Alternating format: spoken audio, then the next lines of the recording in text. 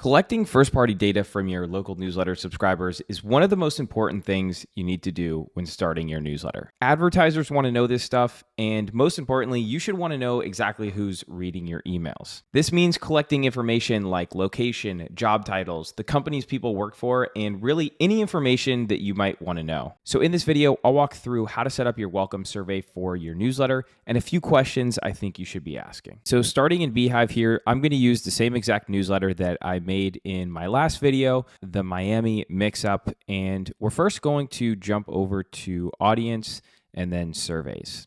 From here, we're going to create a survey, and we will name this Welcome to Miami Mix-Up. And then description, this helps us make the newsletter better for you. Subscribers are going to see this, so make sure that it's something that they can see, but also basically tells exactly what this form is for.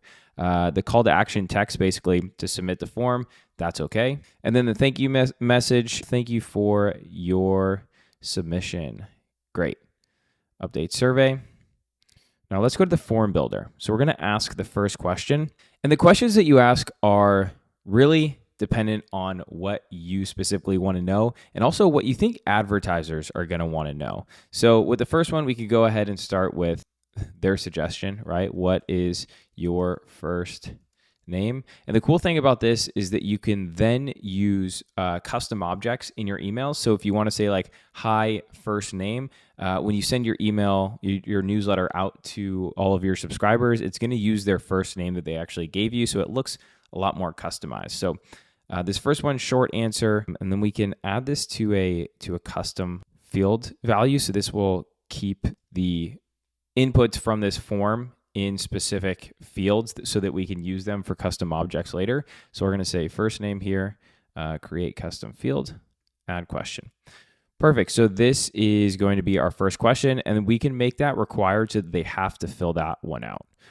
The next one is I like to ask for location. So if you're running a local newsletter, obviously they're all going to be in one location, but they're all going to be in different neighborhoods. So I'm going to say something like, what part of town do you live in? Short answer. And then let's just make this a new custom field and let's make it neighborhood. Perfect. And let's make that required as well. Next one, let's do maybe age range. So we'll make that a multiple choice and say, create a new one, text, and say age, custom field, add question. And then we actually need to add our options here. So I'm going to say under 18, let's say 18 to 25. Let's say 26 to 29, and then let's say 30 to 40, and so on, right? Let's say 41 to 50, 51 to 60, and then let's just cap it off at 60 plus right here. So this will give us a good idea of the age range that's reading our local newsletter, right? So do we have a lot of millennials on there looking for, different coffee shops or thrift stores or things that millennials do? Or do we have, a 60 plus crowd that's looking for, more low-key things for seniors? That's also great for advertisers, right? If we have a ton of 60 plus people, maybe we can go to retirement homes or senior living facilities or 50 plus communities and get them to advertise because we have a big readership of 60 plus. Okay, so now we have age range. Let's also require that. Next one, let's go ahead and do gender. And I'm going to make this a multiple choice here. Gender. Hopefully this doesn't get me canceled, but I'm just going to make this male and female. So now we can see if we have more women reading us or more men reading us, which also is going to help for advertisers, right? Like there's definitely advertisers that are trying to reach a male audience and advertisers that are trying to reach more of a female audience. Next one I like to ask for is if this is a local newsletter, I like to say, do you work for or own a local company? Short answer. Let's add custom field.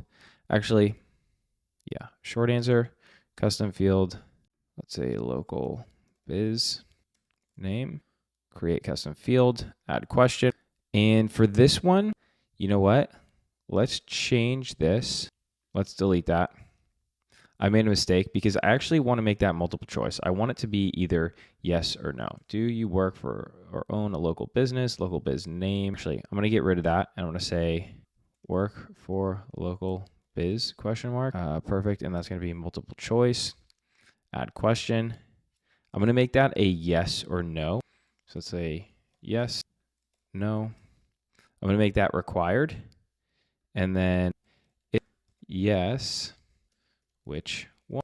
This is going to be a short answer, local biz name. So if they work for the local business, then next they're going to answer what local business that is. I'm not going to make that one required because if they don't work for a local business, they don't have to answer it. So that looks pretty good to me. Another one that could be pretty interesting to include here is salary range, because if you live in an affluent area, maybe advertisers want to know what your audience, how much they make. Obviously, there's a lot of different advertisers that want to target like high net worth people. So if you're going to maybe wealth managers and you want to say, hey, we have a bunch of readers that have $1 million+ net worth, and it would be great for you to target for your wealth management services. So let's go ahead and do a multiple choice here, and we're going to add one and say salary, create custom field, multiple choice.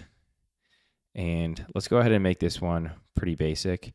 So let's say under 100K, let's say 100K to 200K.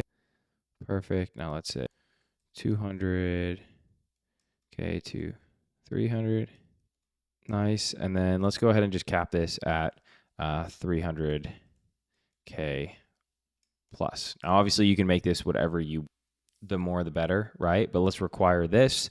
And again, these are just all questions that you can ask or don't have to. It's just depending on what type of advertisers you're trying to go after, sort of what area you're in. So like what type of information would be good to know for readers in that area, and what type of information you want to know, especially if you're niching down. Let's say you're doing finance in New York City. You probably want to know like the occupation and the companies that your readers are actually working for, as well as their salary range, right? You want to understand what type of income level you're looking at, especially when you're talking to advertisers. Let's go ahead and do one last one. And this is one that I don't see a lot of people using. I really think this is going to come in handy if you start collecting it. Maybe you won't use it right away, and maybe you won't use it for a very long time, but I love having this as something that you could use in the near future. So we're going to do a short answer, and we're going to ask for their phone number. And you can also say something like, we won't spam you, just want to send event updates. Something like that. And then let's create a new one for phone number.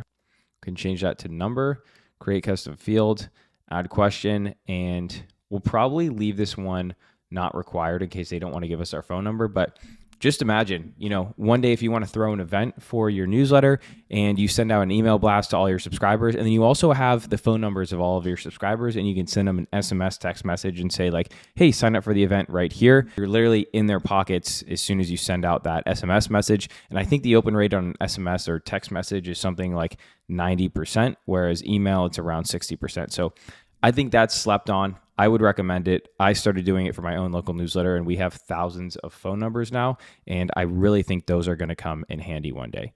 Okay, so we're all done with our form. Let's go ahead and jump back over to responses, total 8 questions, and then let's go ahead and update survey. So we're all good to go.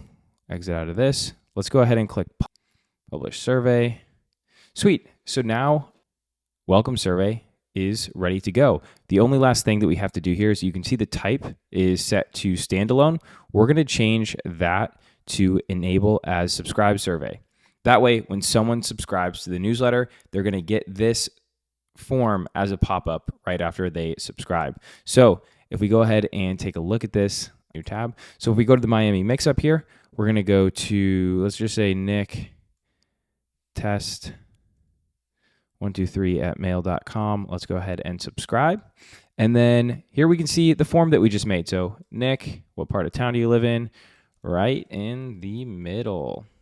Age range, 30, 40. Gender, male. Do you own or work for a local company? Yes. Bank of America. Salary range, 100 to 200. Phone number, 123 456 789. Okay, let's submit that. Beautiful. So now we have our first subscriber and piece of data. So let's go ahead and take a look on the back end. We can see the number of responses is 1. Let's go ahead and view results. So we can see our first response here. We can go through and basically see all the answers that I just answered there. We can go to a summary. This is pretty cool. It gives more of like a visual representation of that data. And obviously, once you have more responses in here, this will look a little bit cooler and tell more of a story, but we only have 1 response.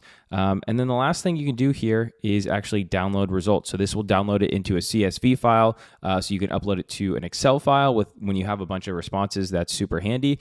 And then you can use this information to put in a media kit or reach out to advertisers with. Say something like, hey, 90% of our audience makes over $100,000, and I know you're trying to, find new high net worth individuals for your banking program or whatever it be. All of this data is super important, and I recommend implementing this in your newsletter as soon as possible. You don't want to get 1,000 or 5,000 subscribers in and not have one of these up. All that means is you missed out on all that first party data, and you're not going to go back to those subscribers and say, hey, can you fill out the form now that I have it up? They're not going to do it. Make sure you hit them when they subscribe to the newsletter, because you're probably not going to be able to go back and get that data afterwards. So that's all for today. Drop any questions you might have in the comments. As always, I appreciate you guys, and peace.